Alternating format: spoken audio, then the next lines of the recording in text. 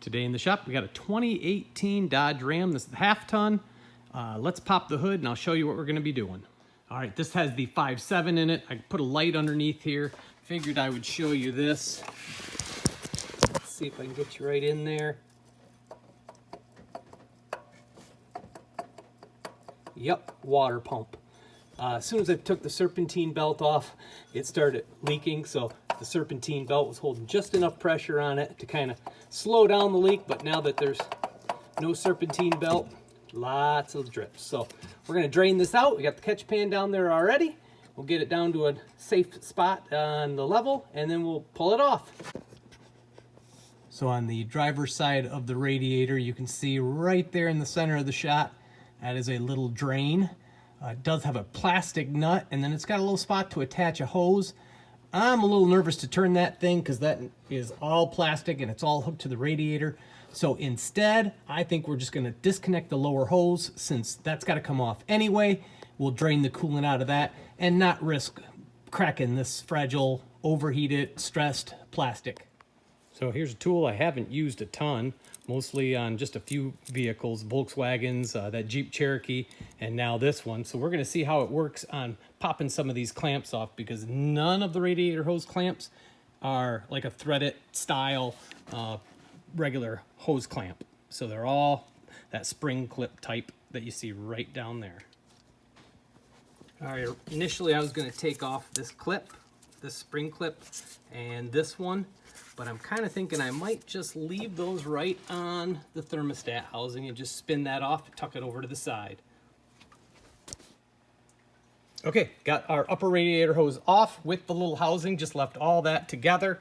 I did not pull the thermostat out, but this bracket is actually mounted to the water pump, so it's got to come off first. It also held that upper hose and these AC lines. So what I found was right here, this little wiring harness that goes to your temp sensor, that one just pop off. It goes in the bracket. Let's see if I can find it again right there. So we'll just set that bracket up out of the way. You open up the one and these lines just kind of dump out. Once you get that off, it slid right out.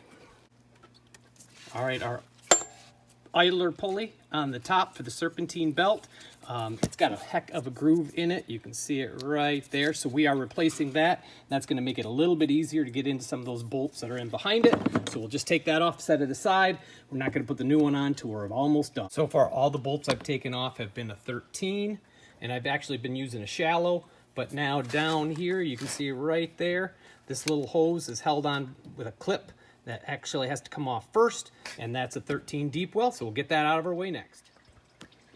Okay, so you can see that hose right there. I just popped off. I went ahead and tucked it up in here just so that it doesn't drain out the heater core. And then this will be the next one that we're going to pop off. And then we'll go after that big bottom one. So right now there's still a little bit of coolant coming out of that. We'll let that drain just a little bit longer. But we are real close to getting this thing out of here.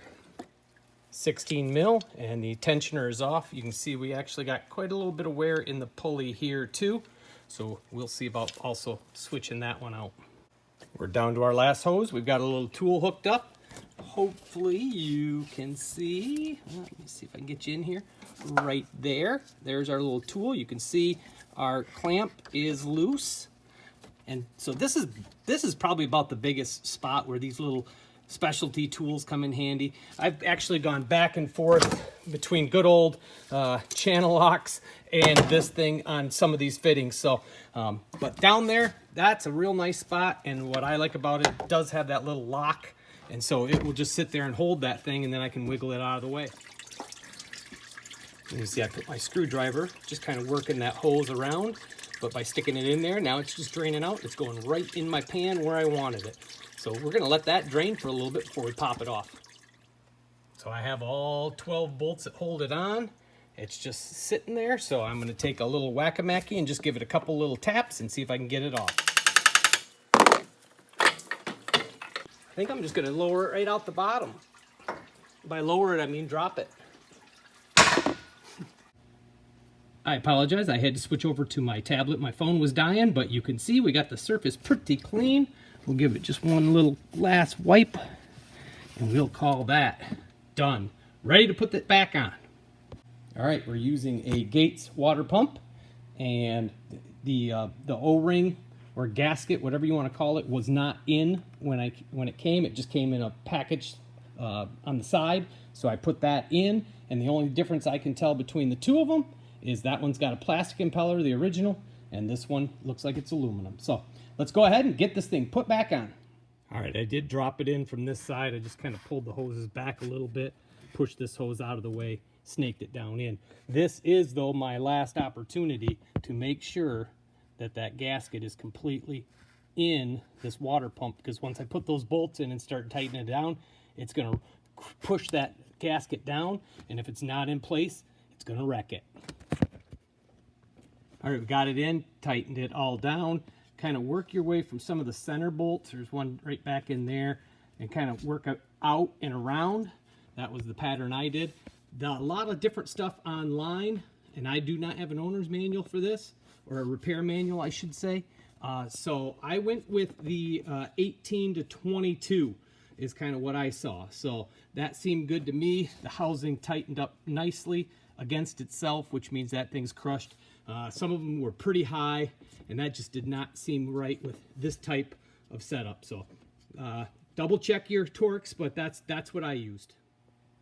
We are down to our last two bolts, and there they are right there, and they hold the upper radiator hose with the thermostat housing. I did go ahead and put a new gasket on it. The gasket, you have to take the thermostat out, and then there's a little groove in it. Put the thermostat back in. You'll see as soon as you take it apart. But here's the one I used. It was a C31788. So let's go ahead, put those last couple of bolts in, get that tightened up. We'll put the serpentine belt on and fill this thing back up with fluid. See if it leaks. Some of these clamps have got the little lock feature on them. You see that little nub? It goes up and locks into that.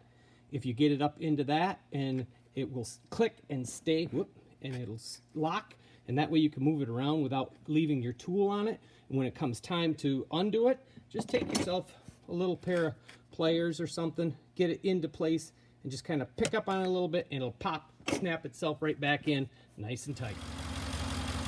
Well, I will say it is a lot quieter than it was. That pulley was really rattling, and you could really hear the water pump when it was running. Let's see. Looks like it's pretty good to me. I don't see anything leaking right now. I'm gonna let it run, come up to operating temperature, and then just make sure I got all my fluids topped off. You can see it's down just a little bit. I put about 1.5 gallons in so far. All right, we got no leaks. It is up to temp. Everything's working. The heater is blowing nice hot air. Like I said, I don't see any leaks anywhere on it. So I am going to call this one done. Take it for just a little bit of a drive, just to make sure we got all the air out of it, and get this one back to the owner. So there it is. You don't need a lot of extra fancy tools. Like I said, that hose clamp tool does kind of help out a little bit, but it is certainly not needed. I ended up putting almost 2 gallons of coolant back into this thing. So hope this one helps you, and check back often. Always doing something crazy on this channel.